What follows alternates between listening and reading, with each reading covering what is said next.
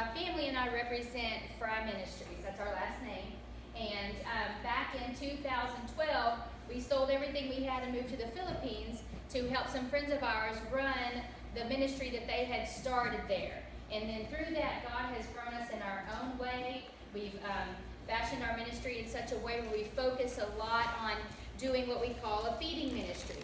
So at our house in the Philippines, our coordinator, her name is Anna, she cooks food at the house and then takes it to these locations where these children may not get a meal on a daily basis. Most of the time they really don't.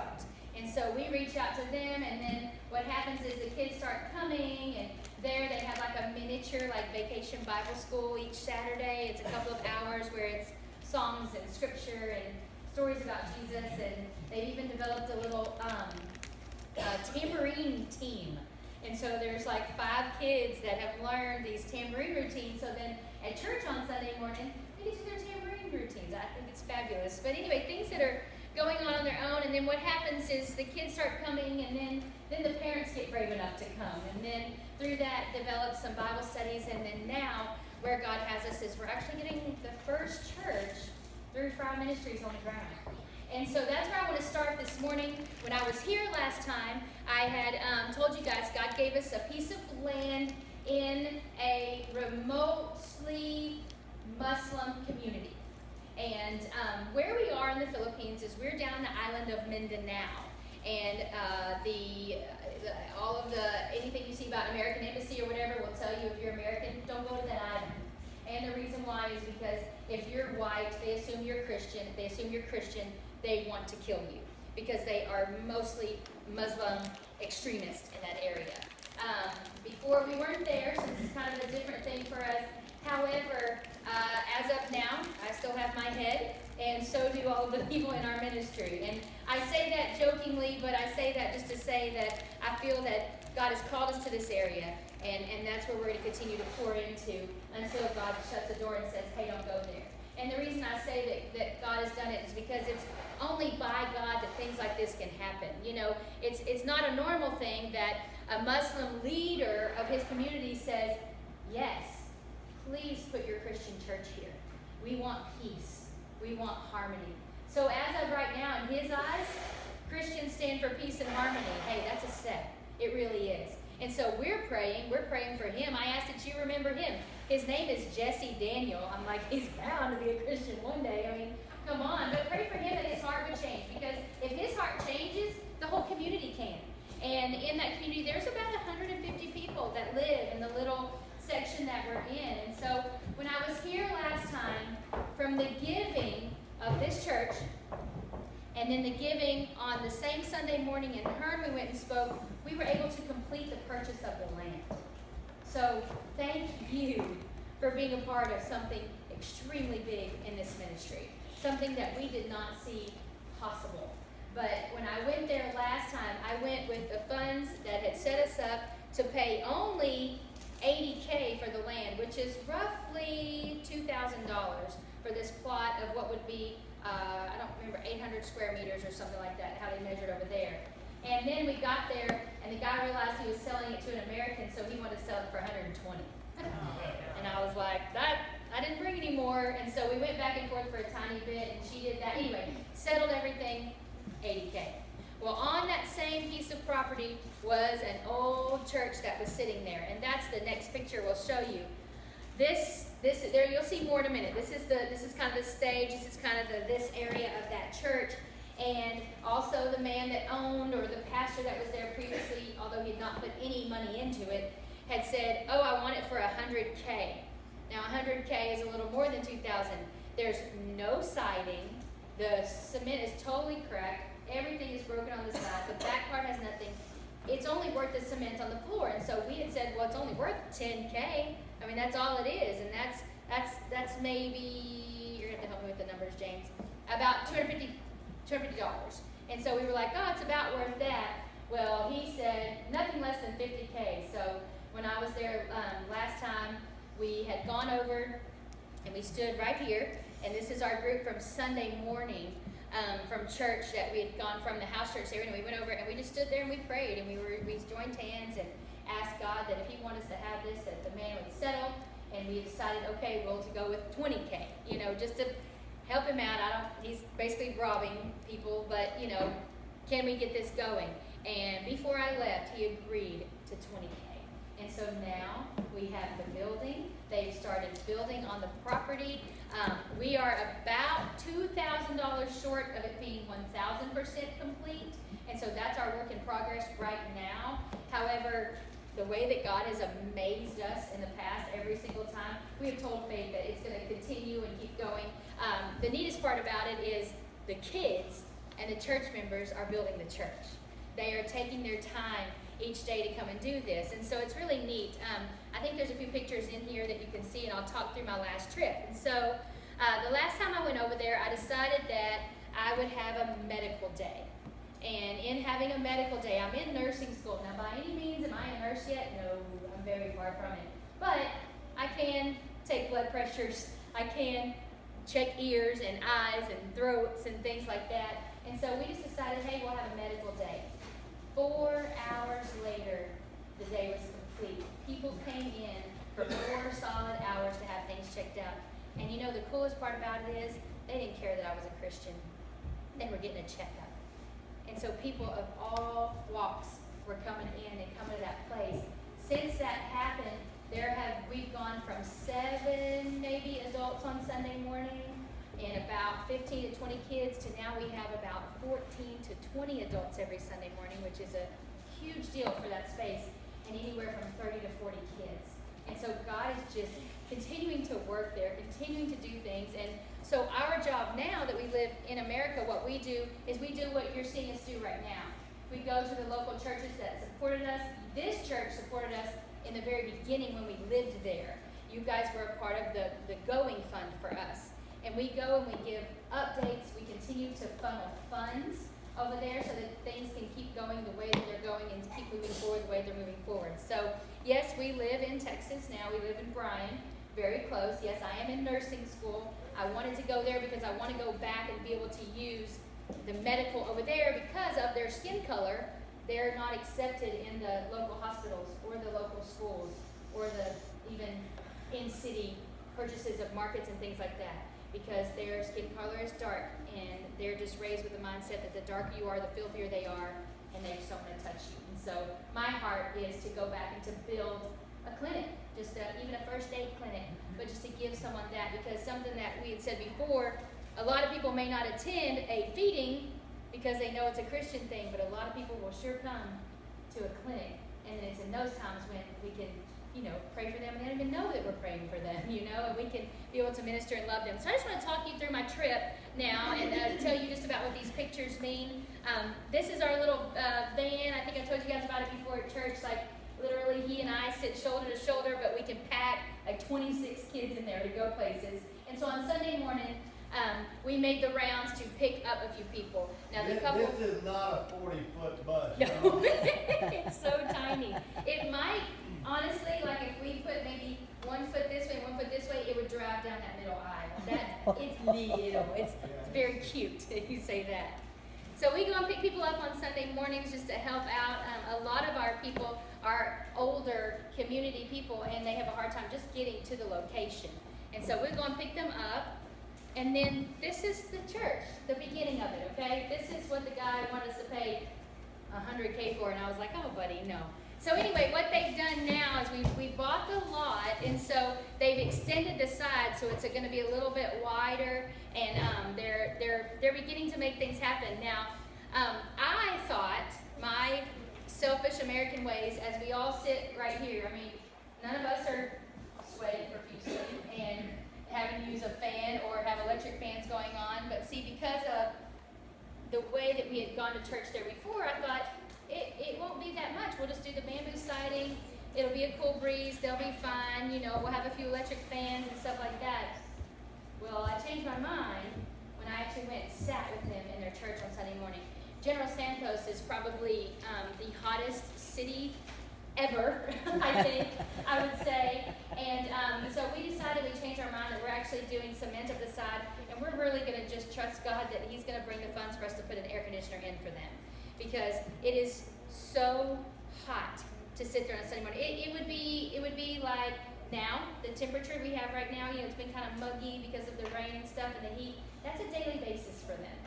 And so we decided, so we changed our mind, and so the cost of the church is going up a little bit more than we had expected. However, it's also one of those kind of things that it will last. If there's a typhoon, the church will be a safe place for everyone. You don't have to worry about the siding going out. It will be cement. And so I'm thankful that I wasn't so rude and stubborn. And they've also just started doing insulation there in the Philippines. I know I'm sure they've done it in the cities for some time, but getting out to these tribal and rural areas. So we're actually going to be able to put this insulation against the tin. So it's really going to help it not be as hot as it had been in the past. There it is. So there they are building it up. The way that they build things there when it comes to cement is they form hollow blocks. They do it on their own. They buy the cement, they form the hollow blocks, and the hollow blocks are dry enough. They go into the ground about, I think, 3 hollow blocks deep and build it up, and then they lay cement in between. And then they buy cocoa lumber to be their kind of support beams and stuff like that. Yeah, the engineering, don't even ask me. I tried one time just to do one thing, and I was like, never mind, I'll back up. It's very different than what we would do here. However, it will be secure down the road. And so you can see how they've extended it. Do you see how the tin won't go over to the other side? They went ahead and moved it all the way out. And now this week, I just talked to Anna this morning, and she said, I have 2 carpenters coming out. They're going to finish up the sides and get the tin laid. And so that's going to be happening this week. So this is just the side. This is kind of showing you what's going on. And mainly, I show you guys this to show that you guys help lay the foundation for what this is happening right now. And I'm very excited for that when I come back next time, that I just have full faith knowing that this will be totally completed, and I'll get to show you the church and what's going on there. Let's see. So yeah, just here they are building, and you see the kids that are there. The thing about this is those kids that I see right there, they actually do get to go to school. And so what they're probably doing is they're probably going out first thing in the morning, and they're going to class, and they're coming over at lunch, and then they're going to class again, and then they're probably coming over in the evenings. That's the way that this is going here. And then one of the men is standing here. He's just a member of our church, and he's actually one, it was really neat when I was there, he's actually one who was suffering from foot rot really bad, and he wasn't even able to stand. And through Google and a lot of prayer, I saw a technique that I could use to help him get his feet better. And as you can see, he's there wearing shoes and working. His feet are completely healed, and he is doing just fine now. So that's very exciting for him and his family. You had put a picture of his foot on Facebook. Yes, there was, and it was. And asked for prayer for him. Yeah, and it was a really big thing. Also, his wife, I'll talk about in a minute. I really do feel that God performed in front of our face just a modern-day miracle with their family. And I'm going to tell you the story when we see them in a second about how all that came about to deal with them. You need to sit still. Thank you.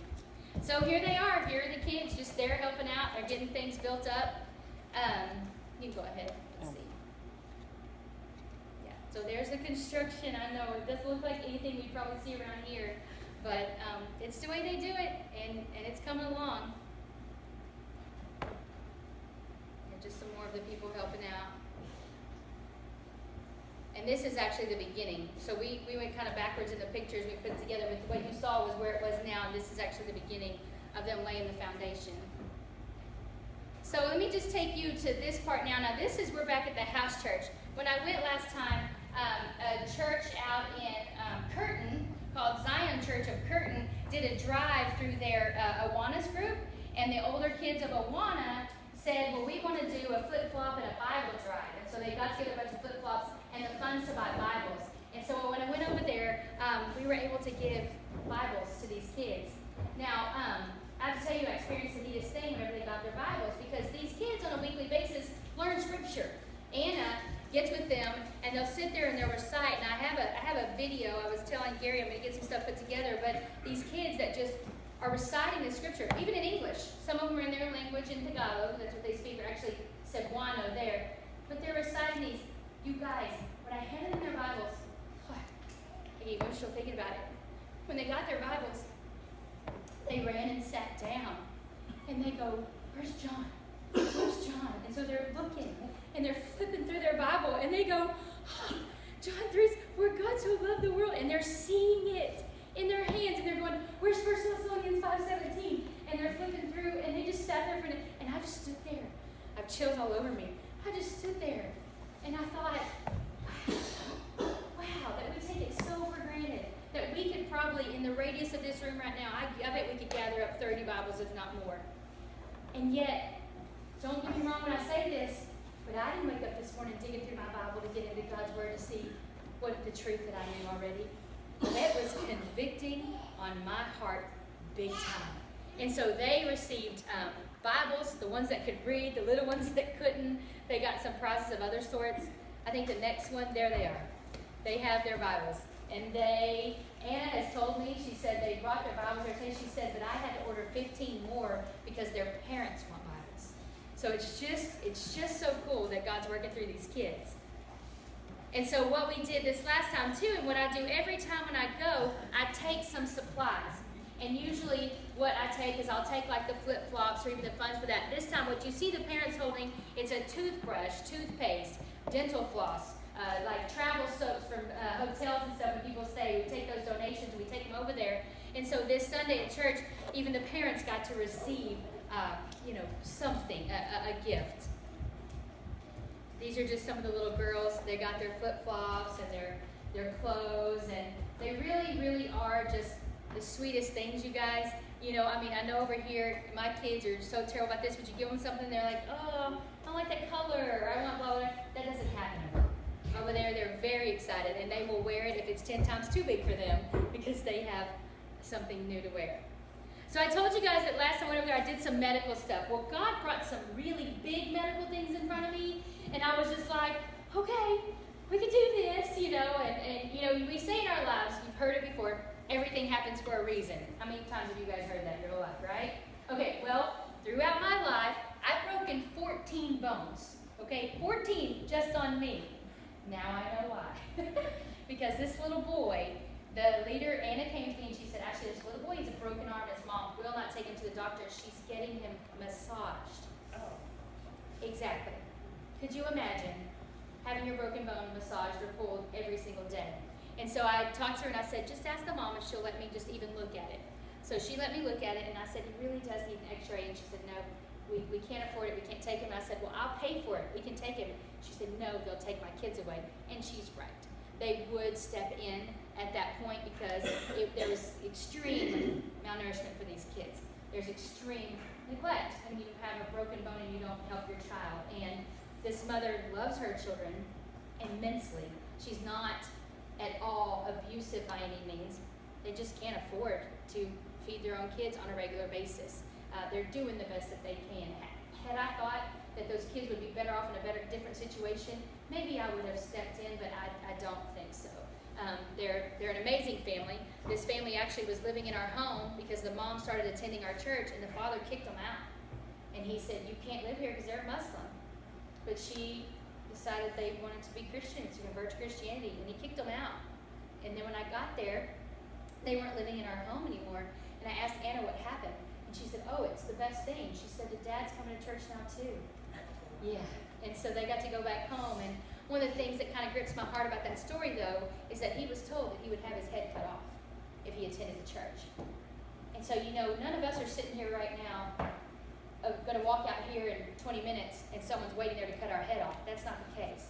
He does face that every time that he decides that he's going to go to church and take his family to church. And so it is a very harsh reality that we don't have to face here, and I'm very thankful for it, but it is something that I don't forget, and I definitely don't forget to pray for them each and every week, because it literally is complete trust and faith, knowing that I'm following what I feel is the truth, even though it may lead me into death. And so it's a really neat story, this family. But however, this little boy came to me, and his arm was truly broken, and I couldn't do anything except for just pray that God would set it the right way. And so I got the only thing that they had on hand, which were little bamboo slats. I put the bamboo slats around it and wrapped it in an ace bandage until I could go to town. I went to the city, And I went to a couple different places, and I go, do you have plaster of Paris to make it cast? And finally, I found a place that had it. Now, in the Philippines, you don't have to have a prescription for anything. You just, if you go to the pharmacy, you know what you need, you know how many milligrams or milliliters, they just give it to you. It's kind of good, kind of bad. So anyway, I went back and I go, all right, buddy, we're going to set your arm. You know, of course, he was like, please don't. And he was showing me what the massage therapist did. Each week she was pulling his fingers to try to straighten it out. And I was like, no. I said, it's going to hurt a little bit because I've got to get it straight and some people help me. And then we're going to wrap it. And it was actually the kind of the funniest thing. I wish we could have put on video because I've never been taught to do a cast yet. Not in school. It's coming. But like I said, I've broken 14 bones. You know, I actually knew how to handle this. And so I wrapped his arm up and I told him, I said, now it's going to get really, really warm. You know, now if you go get a cast, it doesn't get hot anymore. But I mean, how many of you guys had one of the plaster ones that got like hot, you know, as it was setting? So he's sitting there and he's like, Ramesh, eat it, it's hot, you know. And I was like, no, it's okay. And so that I had him hold it still. Well, then as it started to get hard, it was really heavy. And he started hitting it on the table. And he told me, he was like, Nasakit. It's like, he said, it doesn't hurt. Nasakit. And I said, okay, that's good. Don't beat your cast on things. And so anyway, I don't know if we have an updated picture. He did get his cast off. His hand is perfectly fine. He's okay. And I'm very thankful for that. But here's his whole family. And here's his mom. His little sister's name is actually Angel. That's her name.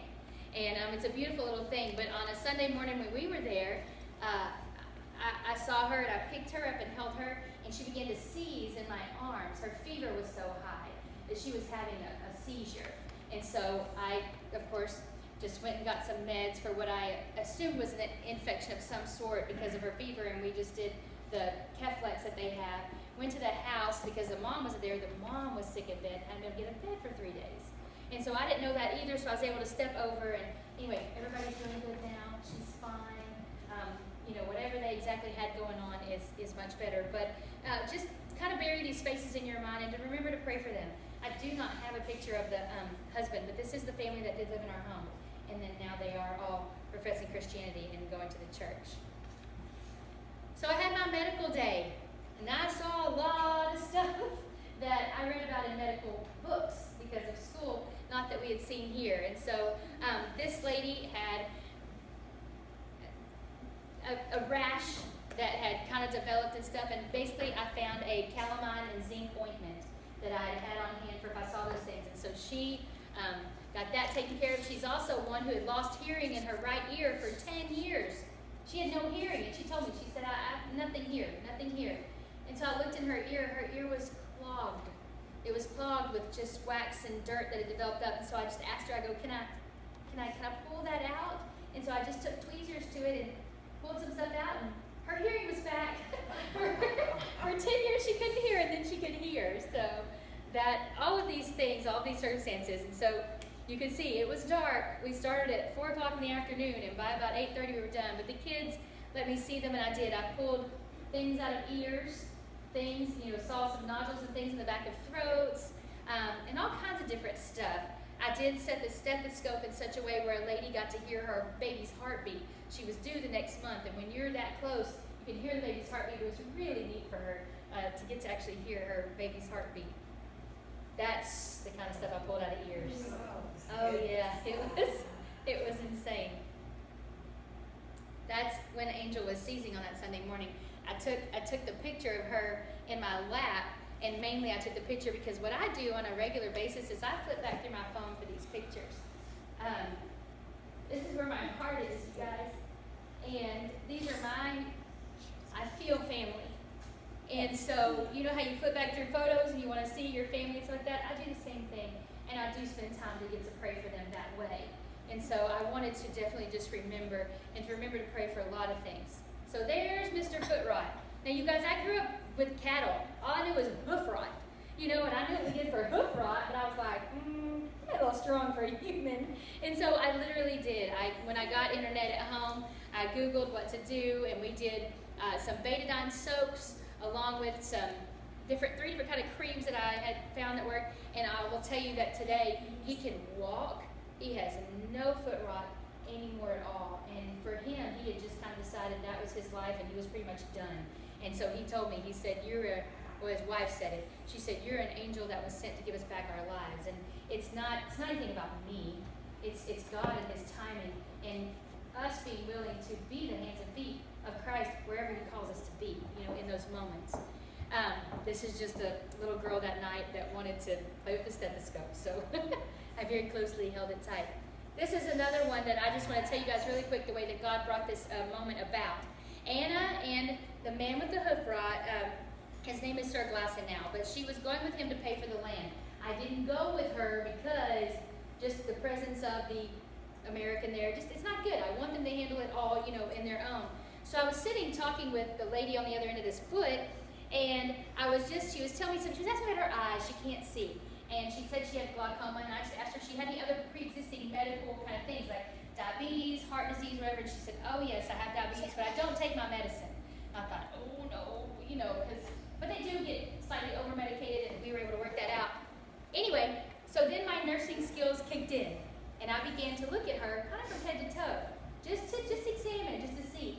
And when I got down to her foot, I noticed major discoloration down her feet, and I noticed one foot had a ton of flies on it, a ton. And so I said, "Ma'am, can I just look at your foot?" And she said, "No, my feet are dirty. I haven't washed them. You're not going to look at my feet." That's something that, their feet are dirty. They walk in flip-flops all day. And I said, just let me look.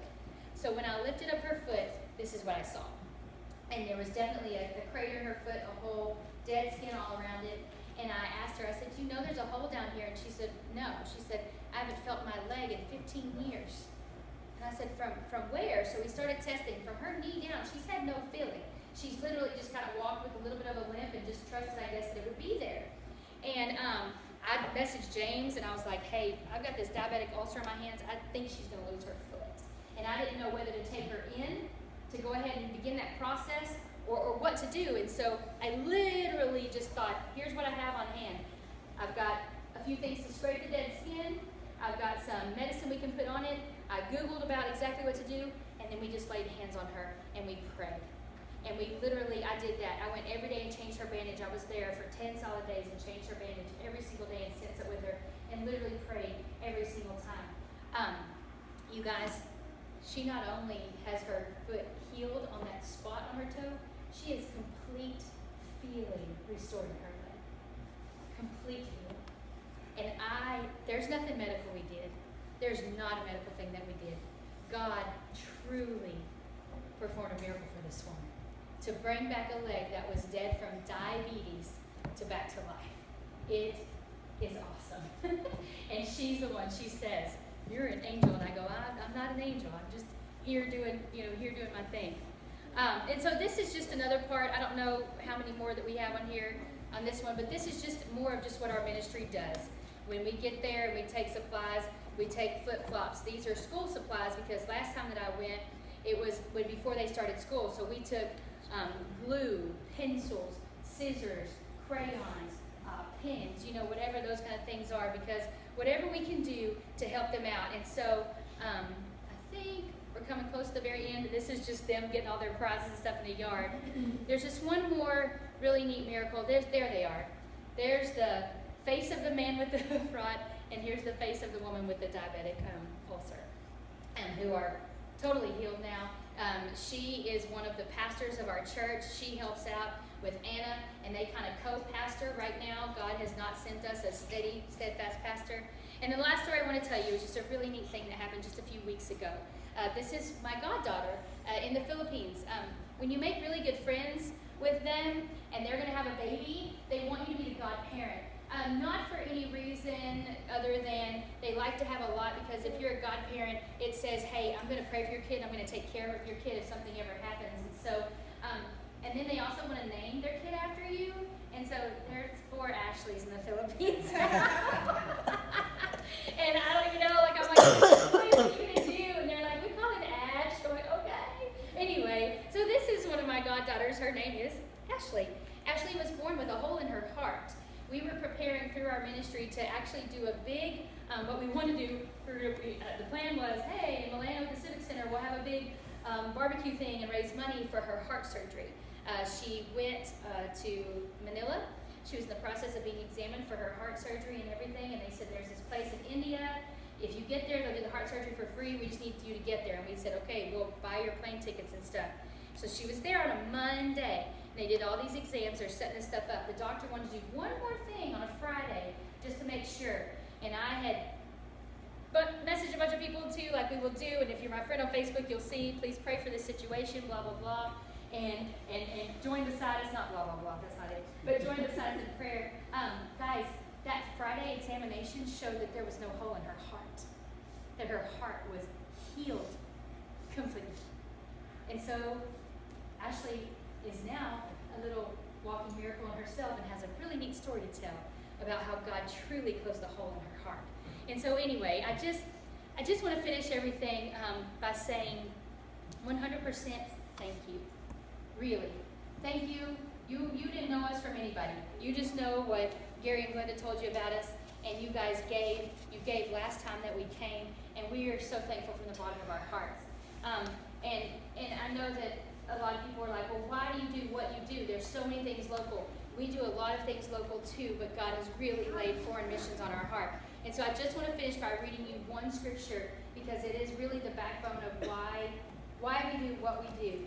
1 John 3:16, it says this. It says, by this we know love, because he laid down his life for us, and we also ought to lay down our lives for the brethren. But whoever has these world's goods and sees his brother in need, but shuts up his heart from him, how does the love of God abide in him? And so I just say that because that truly convicted my heart years ago, that if I can say, well, God loved me and he laid down his life for me, and I have blessings through the Lord, but yet I don't extend my hand by any way to help, and I definitely don't be obedient to the call that God's called me to, then I might as well just throw this in the trash completely. And so one of the messages that I preached on the Sunday morning when I was there, it was about one heart. Because Anna, being moved down to where she was moved because of a hostile situation. But yet Anna wanted to continue the ministry, and she asked us, can we continue? So we did through her. And then Anna met the one family, and the family said, you can have a church at our house. And then that began, and then here we are. And so it just takes one. It only takes one heart, one person doing one thing that's going to make a difference in someone else's life. And that's the message that I left them with that morning, is it only takes one.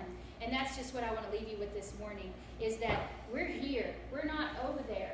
But wherever we are, if we are the one in that moment, what difference can it make? And you guys as a body have been the one. You were the one that said, yes, we will give to continue this. And now they're actually getting a church they're going to get to sit in. They're going to get to sit and have air conditioning, you guys. People are going to want to come to church just because air conditioning is there.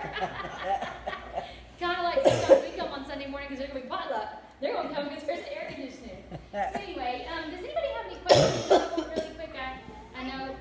No, sir, not you. Not just for you. Anybody have any questions or comments? What did you bring in a while ago? What was that? Oh, I did. Glenda took it to the back. What I brought a gift for you guys here at the church. My best friend and I put together these collages. It's a picture collage. A lot of these pictures. So I'm leaving it here with you. And so, yeah, you can get it real quick, David. You can get it and show them. It's a picture thing. I'm leaving it here with you. On there is our business card. On the business card, it has our phone number. Call anytime, really.